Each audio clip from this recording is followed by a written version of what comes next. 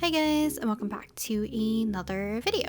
So what are we doing today? First, I wanted to show you guys something.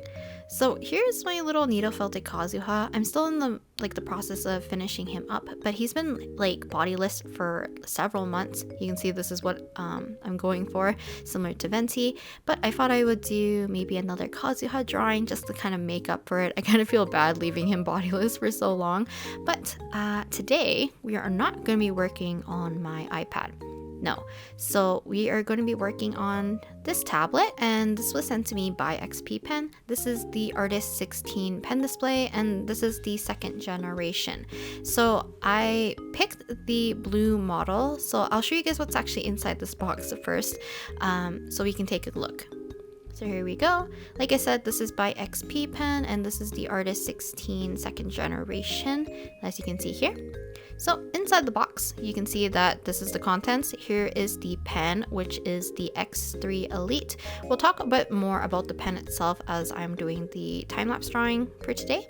In this little box, you have a little pouch full of stuff that includes like the warranty, manual, an artist glove, the little nib replacer thing that helps you change out your nibs, the nibs itself, as well as a little cleaning cloth, like a microfiber cloth.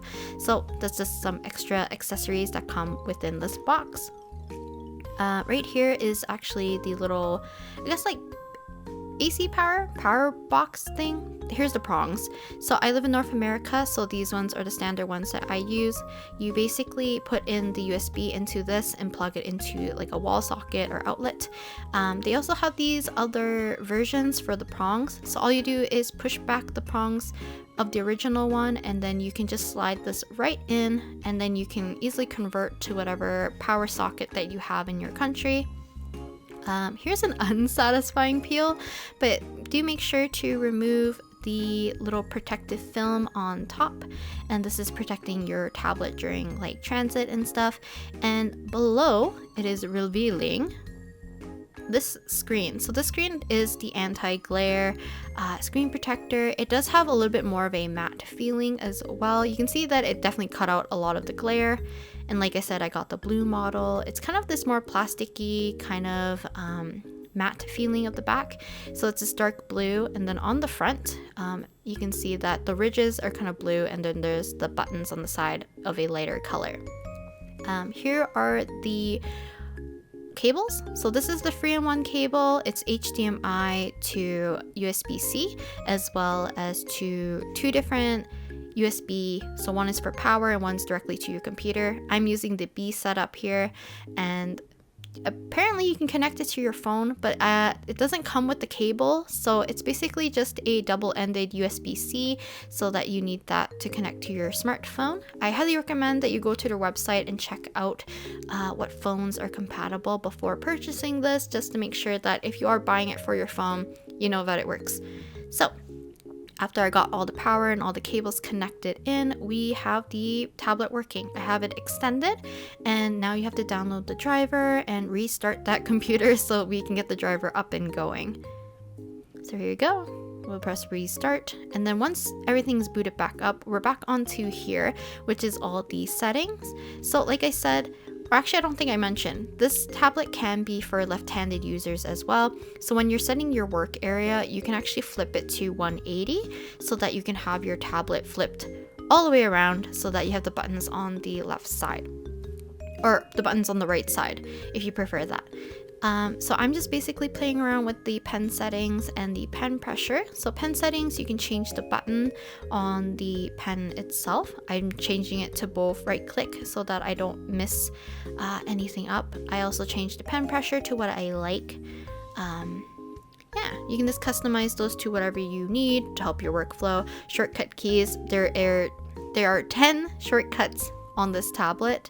I personally don't like using like shortcut keys or express keys that often, because I am so comfortable using my keyboard for my left hand. So yeah, here I wanted to show you guys color accuracy. So my camera, I tried my best to capture the color as well as I could. I noticed that this screen is a lot more vibrant of color, so just be wary about color calibration if you need to. This is also a fully laminated screen. Apparently there is no parallax as well. I didn't experience any issues with drawing on the screen itself, so it was very comfortable for me to use. The pen feels quite nice on the screen itself. There isn't too much resistance, but it's also not like super glossy, and it glides feels too slippery, if that makes sense.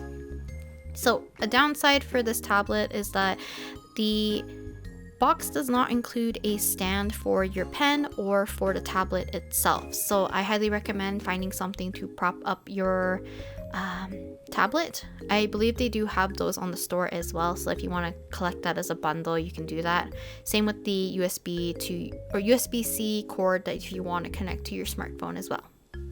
So, like I said at the beginning of the video, I wanted to draw Kazuha for today, just as kind of like a redemption. I struggled a lot with trying to figure out a pose, and later on you're going to see that I'm going to tunnel vision pretty bad. So yeah, excuse the drawing for today. But I wanted to show you guys full process of me working on the tablet. So I got the whole tablet in frame, as well as just me working on it in kind of like a time-lapse mode. So let me talk about just some general things first about the tablet. I recommend that when you set it up, check your resolution and stuff. If you're extending your screen or you're duplicating or whatever, just make sure it fits nicely. I didn't realize this until my brother asked whether or not Clip Studio Paint looks small on this tablet, because he's seen me work on a larger tablet, but I never find any issue using the 16-inch tablets. I think they're a perfect size for people who potentially want to work on the go, as well as people who work at home. Like, I think it's big enough that it feels comfortable for your hand, but it's not too outrageous for you to take along. XPPEN also has like some smaller models, so if you would like to travel with your tablet, those might be more viable options. But because this one also doesn't have like a built-in stand, you can just definitely use it on your like surfaces wherever you go, and it's kind of just nice because it's not too bulky, and it feels quite sturdy. So yeah. But I was talking about the screen. So I didn't notice that it looked a little bit too big. I didn't really mind. It didn't really hinder anything. But if you do want to have more space on the tablet itself, I highly recommend, if your computer didn't already, change your screen size to, I think, 125 zoom instead. I noticed that 100 was a little too small for me, but mine was set to 150. So my Clip Studio Paint and the menu taskbar at the bottom was a little bit too big. So if you want more space, check that out if you would like to. So as I was working, I think me adjusting the pen pressure was good to do at the very beginning. It was quite easy for me to sketch, and I had no issue with it. I just quickly sketched out Kazuha, and now we're on to the painting process. I'll make sure to leave my painting brush that I use in the description. I did download it from like a certain user, but the pen that I used for sketching is no longer available, so I won't be able to put that down in the description. Apologies for that. I'll show you like a color comparison at the end as well. So what you guys are seeing on the camera, I tried my best to make sure the colors were as accurate as possible, so that you guys could view what I was viewing. But you'll see at the end when I put a screen capture, it's quite different. Just be wary. You can also probably calibrate the colors, I believe. So make sure to do that if you don't want to have that drastic of a change. Some people don't really mind it. I don't really mind it because I can also adjust it a little bit later on in post. But yeah. So usually when I do like these kind of tablet reviews, I like to poke around and dig around to see what people had experienced that might have been an issue for them and whether or not I experienced it. And one thing I noticed is that people said that the lines that the pen, like the X3 Elite, might have is making your lines look a little wobbly. Now I did a test later.